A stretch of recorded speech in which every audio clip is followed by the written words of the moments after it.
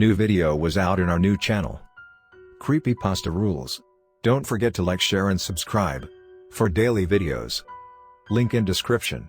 We are close to 2K subscribes. Can we reach it? r/Nosleep. Posted by u/mammoth, Formal 1. Never go looking for urban legends. If you're looking for a story with a happy, or otherwise fulfilling ending, I'd advise you to look elsewhere. With that being said, if you need a stern warning why we shouldn't dabble in the unknown, read on. The autumn of 1997 was an eventful time for me. For the umpteenth time, my life changed as I found myself ripped away from my friends when my family moved yet again. It was also the year I came face to face with the Witherer. This time, our destination was the suburbs of Pennsylvania. This was a welcome change from the hustle and bustle of city life. For the first time in my life, I could see trees from my window. Not just trees lining a filthy street either, but an actual forest with animals. I was a happy child growing up. I enjoyed all the perks of being from a wealthy family and made friends easily. The only common disturbance came from being moved from city to city, on account of my father's work as a sales agent. We never stayed in one place for more than a few years. Despite fitting in well, having to make new friends each time we moved proved to be an emotionally taxing task. For years, I anxiously awaited my senior year, only for disappointment to find me again. I was just getting settled into my previous school in Virginia when my parents set me down to reveal we'd be moving again. I wasn't enthused by the idea of starting over during the biggest year of my life to date. Like clockwork, I found myself being called the new kid once more. Being the new kid did have its advantages, though. For one, I was always the center of attention, at least for about a week, until gossip and rumors dispelled the shroud of mystery surrounding me. You see, you're not the new kid when everyone learns your name. To my surprise and delight, I immediately made friends with the most popular guy in the school, Charlie Rennick. Without fail, I found myself invited to all the best house parties every single weekend. Charlie loved partying, so much so it was the only thing he ever talked about. This made it even more surprising when he spent the entire lunch period nerding out and regurgitating an urban legend about a witch from the 1700s. According to Charlie, the Witherer was a soothsayer whose inaccurate fortune-telling got her beat to near death by local villagers. The hate-driven mob didn't know or care that she was pregnant, though. After her inevitable miscarriage, the sullen woman locked herself in her cabin to wither away and die. Charlie's agitation was palpable when he heard me laugh off his elaborate fairy tale as if it was a lousy joke. "We'll see who's laughing after we go through with the ritual tomorrow," Charlie said, clearly annoyed by my antics. "A ritual? What are you, 12? That is the dumbest fucking thing I have ever heard," I retorted, still egging him on. I'd gotten him going by that point. Charlie spent the next 10 minutes describing the ritual he'd learned about from his stoner cousin, Jerry, in great detail. I didn't take his tall tale very seriously. Jerry was 37 and lived in his mom's basement, after all. In hindsight, I should have. According to Charlie, the legend says that if you drive for exactly 27 minutes on Lost Hollow Road at 1:13 a.m., your car will stall. At that point, you need to exit your vehicle and walk westward through the woods for 3 miles. At precisely 2:44 a.m., you'll reach the cabin of the Witherer. Don't stop walking until you reach the dwelling.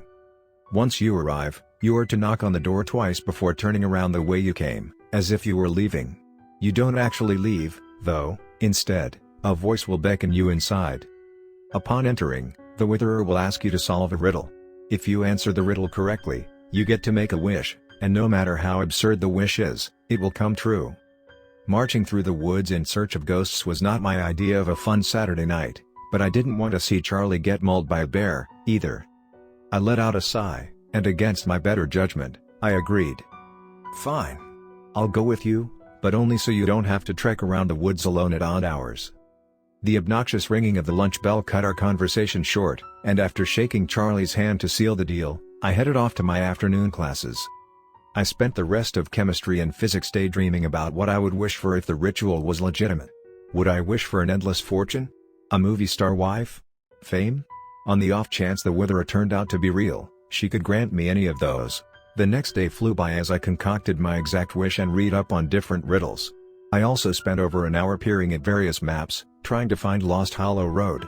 But no matter how hard I looked, I couldn't find it anywhere. I concluded that it must be one of the many unmarked gravel roads going up into the mountains. When the time to pick up Charlie finally rolled around, He emerged from his house with a bulky camera, presumably to take a picture of the fabled cabin in the woods. "Jerry said it was this one," Charlie said, pointing to a road highlighted red on his map. This confirmed my suspicion. It was indeed a mountain road and was also most likely private property. We pulled up to the unmarked, gravel road at 1:02 a.m. and cut off the motor to wait. Eventually, we got to talking about what we'd wish for.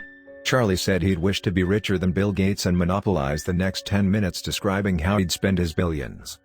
His rambling left me no time to tell him about my wish, but I let it go because mine wasn't anywhere near as interesting, anyway.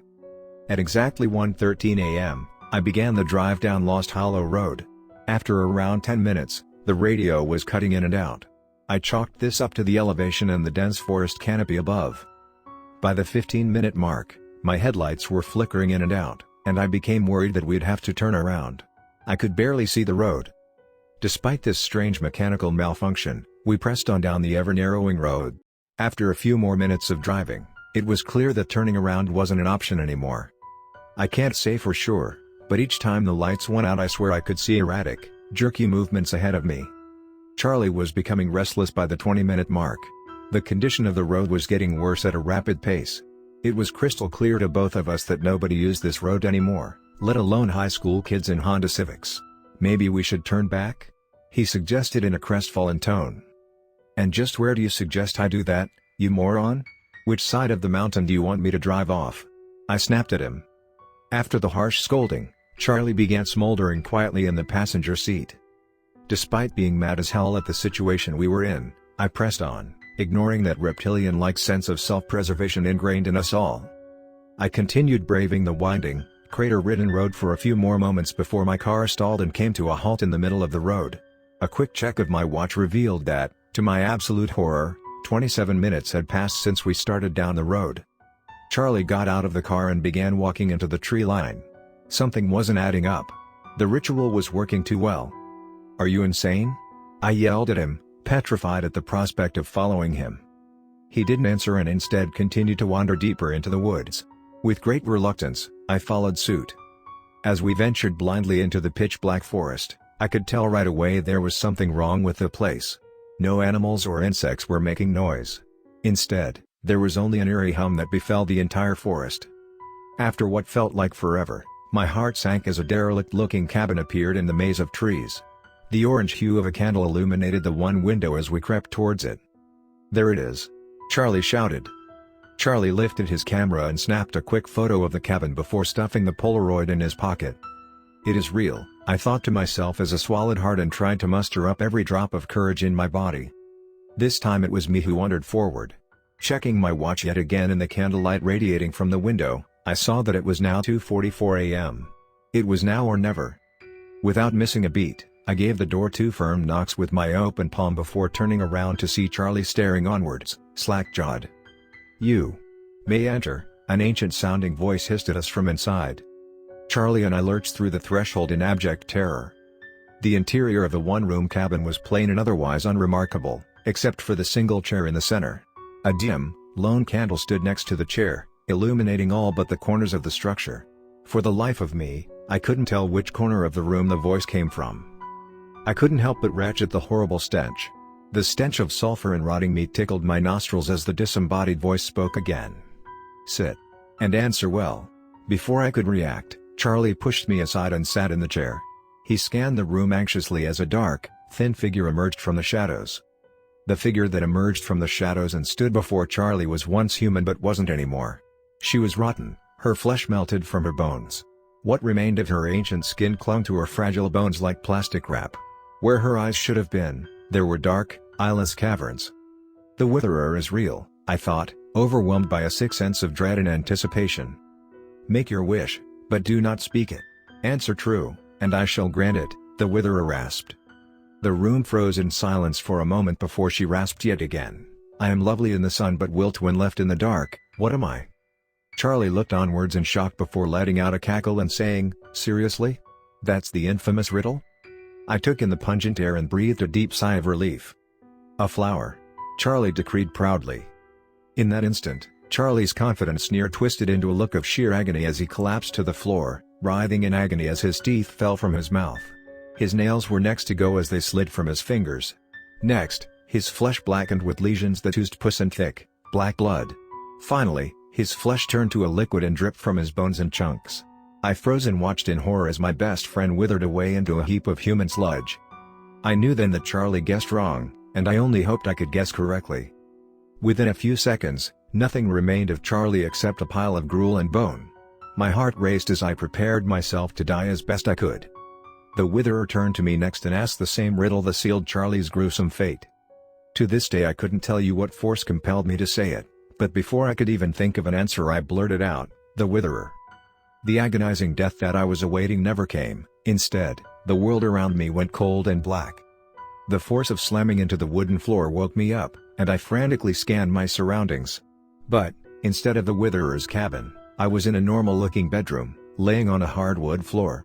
To my surprise, I wasn't dead yet.